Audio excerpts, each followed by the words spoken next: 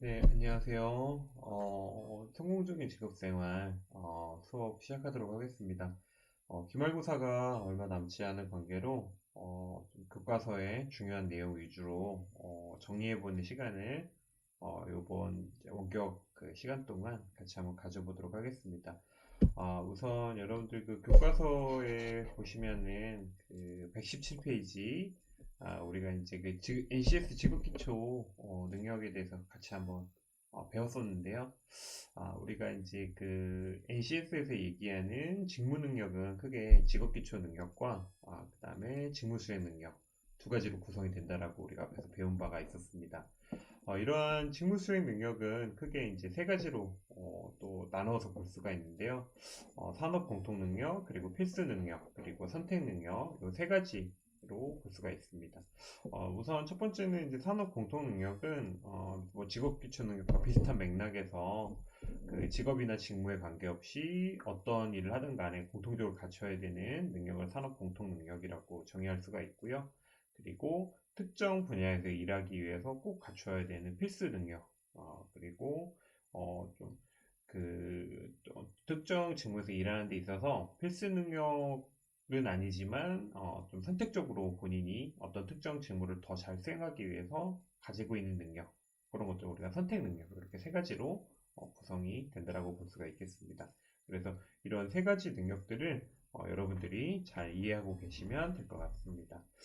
그리고 그 다음으로 넘어가도록 하겠습니다. 그 다음으로 보시면은요, 거기 이제 여러분 교과서의 그 119페이지에 보시면 그 우리가 NCS에서의 어떤 그 채용 능력과 관련된 채용 과정과 관련된 비교된 내용들이 나옵니다. 그래서 크게 이제 두 가지를 비교하고 있는데요. 기존 채용 시스템과 능력 중심 채용 시스템 두 가지를 비교하고 있는 부분이 나옵니다.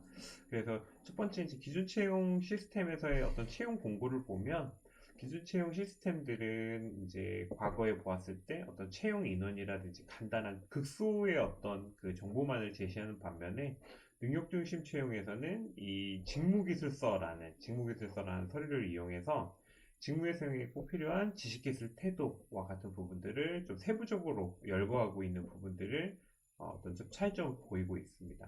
그래서 이 직무기술서에는 그 어떤 기업에서 어떤 사람이 하게 되는 일, 그 일의 어떤 성격, 명칭, 내용, 그리고 그 일을 하기 위해서 어떤 능력이 필요한지가 세부적으로 제시가 되어 있는 것이 바로 이 직무기술서가 되겠습니다. 요 직무기술서의 정의에 대해서 여러분들이 정리를 좀 해보시는 게 좋을 것 같습니다. 그리고 서류 전형에서 보면 이제 과거의 서류 전형들은 굉장히 좀 기본적인 어떤 소위 말하는 어떤 스펙이라고 불리우는 부분들, 그러니까 뭐 어떤 뭐 성적이라든지 어떤 학교를 나왔는지 뭐 이런 것들을 주로 제시를 했다라면 능력 중심 채용에서는 이제 어떤 직무 수행을 위해서 너가 가지고 있는 자격들 혹은 관련된 관련된 경력들, 즉 그 일을 실제로 정말 할 수 있는 능력이 있느냐 없느냐 이런 것들을 이제 제시를 하고 있습니다. 필기 전형에서도 우리가 기준 채용에서는 단순한 이제 어떤 뭐 수능 시험이라든가 이런 어떤 형태의 어떤 단순한 지식 측정의 문항들이 출제가 되었다면 능력 중심 채용에서는 실제로 어떤 상황이 주어지고 그 직무 상황 속에서 내가 가지고 있는 지식들을 활용해서 어떻게 행동하고 판단할 것인지에 대한 내용들을 물어보는 것들이 어떤 주된 어떤 평가의 내용이라고 볼 수가 있겠습니다. 이런 필기 전형의 내용들은요, 필기 면접 전형에서도 그대로 이어지는데요. 과거에 뭐 어떤 지원 동기라든가 뭐 성장 배경, 뭐 이런 어떤 장단점 이런 것들을 단순하게 물어봤다라면 능력 중심 채용에서는 실제로 직무를 수행할 수 있는 어떤 경험, 자신의 어떤 생각들, 가치관 이런 것들이 주된 어떤 능력 중심 채용에서의 어떤 판단 기준이 되겠습니다. 그래서 여기에서는 요 비교된 내용들 여러분들 좀 중심으로 보시고요. 그 다음에 직무기술서의 어떤 정의, 직무기술서가 어떤 서류인지, 서류 전형에서 활용되는 이 직무기술서가 어떤 서류인지의 정의를 여러분들이 반드시 이해를 하실 수 있도록 하기 바랍니다. 그리고 다음으로 넘어가도록 하겠습니다. 여러분들 쭉 넘어가서요. 여러분들 152페이지로 넘어가도록 하겠습니다. 자, 152페이지로 넘어가 보시면, 그, 취업 환경 분석이라는 우리가 취업 준비를 하기 위한 구직 활동을 하기 위한 우리가 이제 취업 환경 분석에 대한 내용들이 이제 등장을 하게 되는데요. 여기서 우리가 이제 이 성공적으로 직업 생활을 이어가기 위해서 또 직업을 구하기 위해서는 당연히 우리가 처해 있는 어떤 이런 환경을 분석해 보는 것들이 굉장히 좀 중요한 내용이 될 수가 있을 겁니다. 그래서 이제 좀 내용들을 살펴보면요. 첫 번째, 이제 고용 환경이 굉장히 많이 변화가 되고 있습니다. 우리 이제 IMF를 겪게 되면서, 과거에는 이제 우리가 뭐 비정규직이나 정규직이나 이런 용어 자체 구분이 없었지만은, 이제 우리나라 같은 경우에는 IMF를 겪고 나면서, 이런 좀 고용이 불안정해지고 IMF의 어떤 요구사항 중에 하나였죠.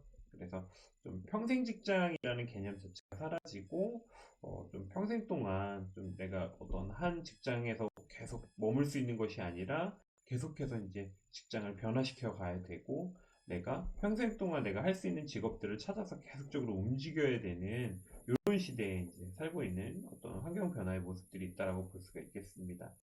또한 일자리 패턴 또한 굉장히 많이 이제 변화가 되었는데요. 노동시장에서도 이제 뭐 저출산 고령화 현상이 시작이 되면서 좀 이렇게 중장년층 위주로 급격하게 어떤 노동시장이 좀 변화하고 있는 모습들을 보이고 있고요.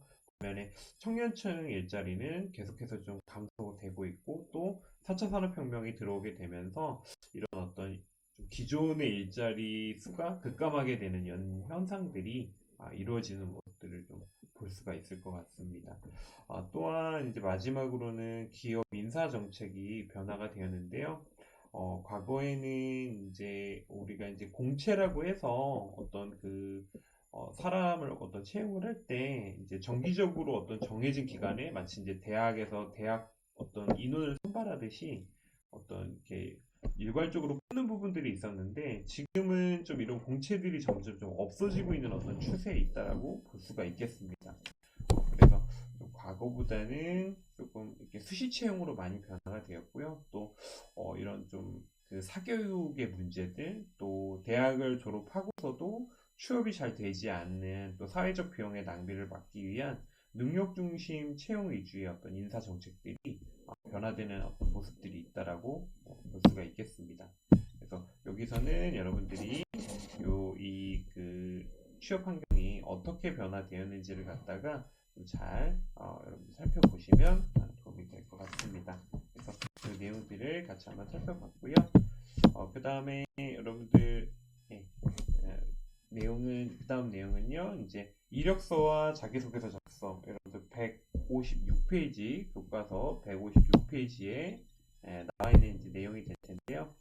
우리가 이제 흔히 이제 입사지원서라고 불리우죠. 입사지원서라고 보통 이제 얘기를 하는데, 우리가 이제 입사지원서라고 하면 크게 이제 두 가지로 얘기를 해볼 수가 있습니다. 뭐냐면 이력서랑 이제 자기소개서 이렇게 이제 좀 얘기를 해볼 수가 있는데, 이력서 같은 경우에는 이제 단순히 어떤 좀 인적사항이라든지 이런 내용들을 간단하게 이제 제시하는 그런 내용들이 이제 좀 주류를 이루고 있는 그런 내용들이 될 텐데요.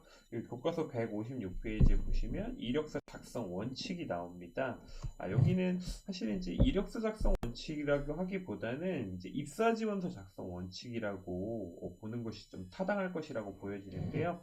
여기서의 이제 이력서 작성 원칙 몇 가지만 한번 살펴보도록 하겠습니다. 네 가지가 나와 있는데, 첫 번째는 우리가 이제 명확한 목표와 일관성이라고 되어 있는데요. 여기서 이제 얘기하고자 하는 부분은 뭐냐면, 내가 입사 지원서를 작성할 때 내가 이제 어떤 기업에 지원한다라고 했을 때 이 기업에서 하고자 하는 어떤 직무에 대해서 목표를 가지고 일관되게 뭔가를 좀 준비해 왔다, 다양한 활동들을 준비해 왔다라는 것을 입사 지원서에 반드시 제시를 해줘야 된다라는 부분이 되겠고요.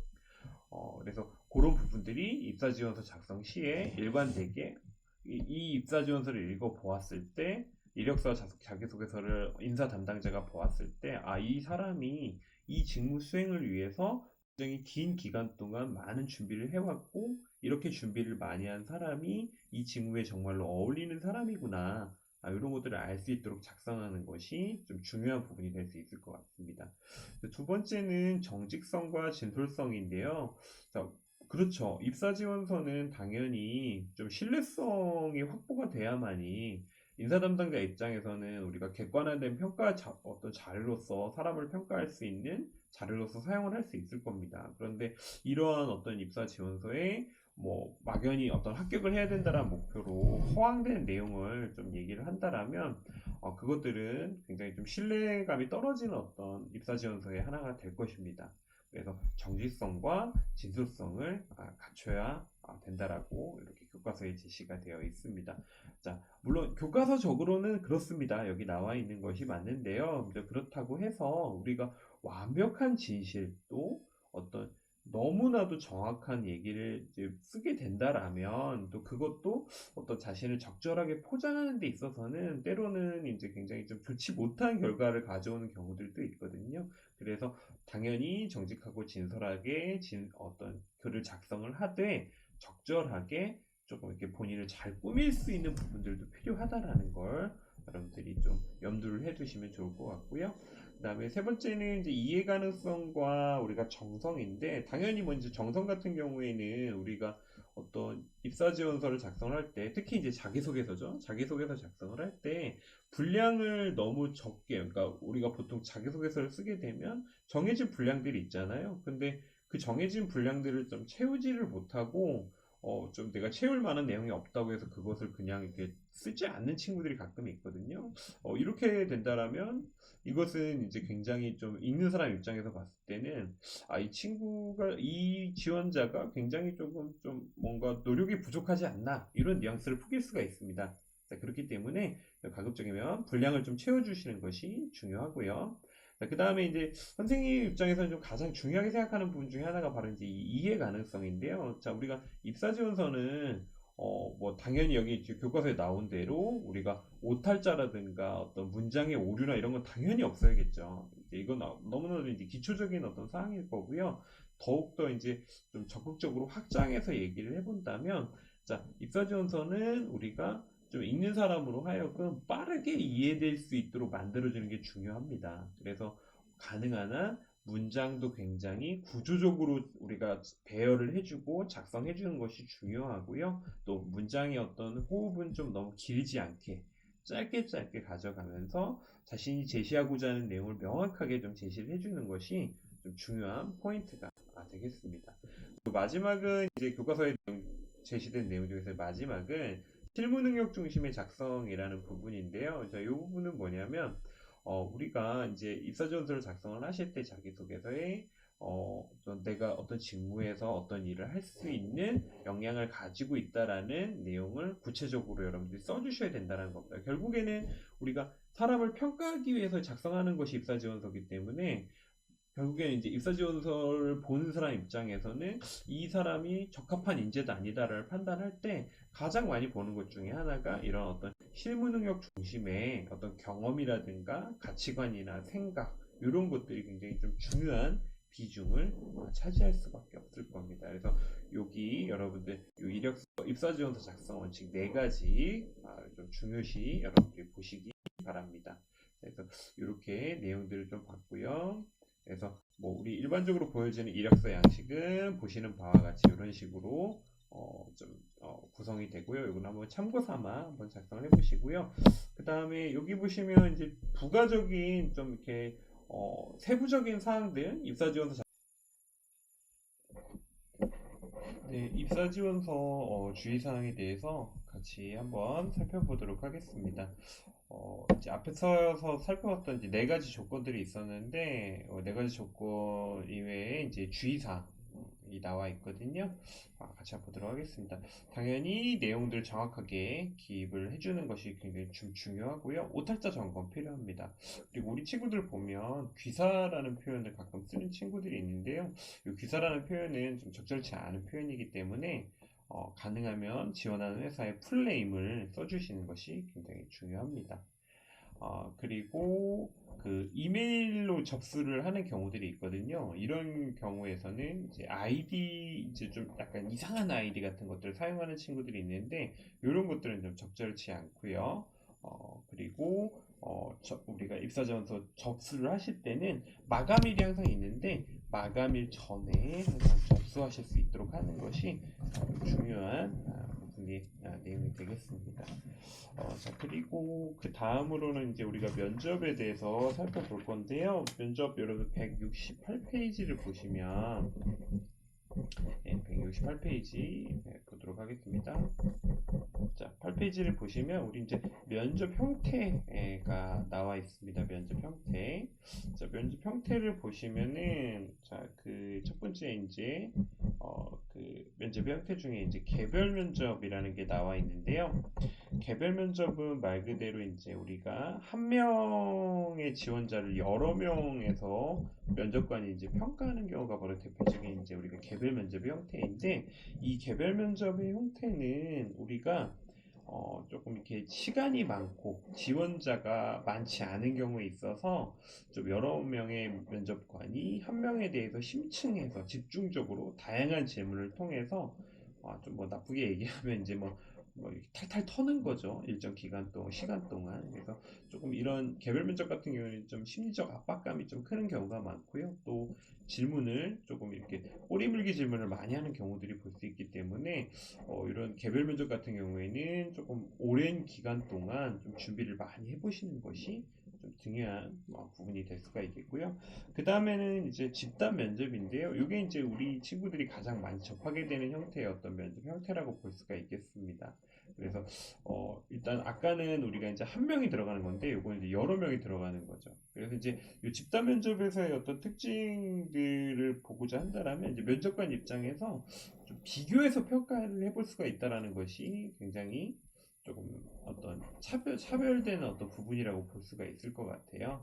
네, 그래서 요 좀 그 여러 명을 비교하면서 이제 조금 그 어떤 비교해가면서 평가해 볼 수 있다는 것이 이 면접 방식의 어떤 특징이라고 볼 수가 있을 것 같고요. 그렇기 때문에 집단 면접에서는 나한테 돌아오는 답변 시간이 그렇게 많지가 않을 수가 있어요. 그렇기 때문에 좀 압축해서 효율적으로 자신의 어떤 다른 어떤 지원자들과의 어떤 차별점을 갖다가 명확하게 좀 제시를 해주시는 것이 굉장히 좀 중요합니다. 그다음에 세 번째는 이제 토론 면접인데요. 이제 토론 면접 같은 경우에는 우리가 보통 이제 찬반 토론을 많이 시키는 경우들이 있거든요. 그래서 주로 이제 얼마나 의견을 잘 제시를 하는지, 조리 있게 말을 하는지, 또 다른 사람의 어떤 의견이나 태도에 대해서 좀 수용적인 태도를 가지고 있는지. 그래서 실제로 이제 회사에 입사를 하게 되면 뭐 회의라든가 소통할 일들이 굉장히 많은데 그런 과정에서 어떤 이런 이 사람의 어떤 표현력이라든가 어떤 의견 주장, 또 어떤 반론, 또 의견 수용 이런 것들을 좀 살펴볼 수 있는 면접 방식이 바로 집단 토론 면접 방식이 되겠습니다. 그리고 이제 뭐 최근에까지도 많이 쓰이는 방법 중에 하나인데 특정 주제를 놓고서 약간 좀 긴 시간 동안 좀 발표를 쭉 한 명이 진행하고 여러 명의 면접관이 이 발표 내용을 계속해서 질문 없이 계속 듣고 있는 형태 이런 형태 우리가 이제 프레젠테이션 면접이라고 합니다. 그래서 좀 종합적인 종합 선물 세트라고 보시면 될 것 같아요. 좀 어떤 주제에 대한 이해 능력, 또 업무에 대한 어떤 종합적인 어떤 가치관, 어떤 인식들 이런 것들을 갖다가 좀 종합적으로 살펴볼 수 있는 형태의 바로 그 면접 평가 형태가 바로 프레젠테이션 면접이 되겠습니다. 자, 이렇게 해서 이제 면접 준비까지 한번 여러분들이랑 같이 한번 살펴봤고요. 나머지 내용들은 여러분들 그 다음 수업 시간에 다시 중요한 내용 정리해 볼 수 있도록 하겠습니다. 여러분들 수고 많았고요. 다음 시간에 다시 만나도록 하겠습니다. 고생 많았습니다.